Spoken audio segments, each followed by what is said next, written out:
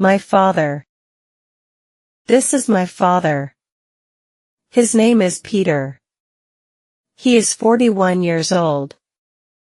He is a businessman. He is tall and thin. He has a beard, short brown hair, and small blue eyes. He is hardworking, honest, and determined. He likes playing football, fishing, and reading books in his free time. My dad has a big bookshelf with different book types in his home office room. He likes to eat vegetables, fruit, beef steak, and grilled seafood. He also likes drinking raw wine and beer.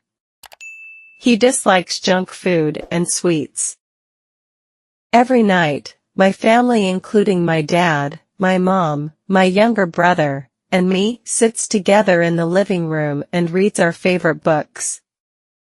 My father is my role model, and I want to become like him one day.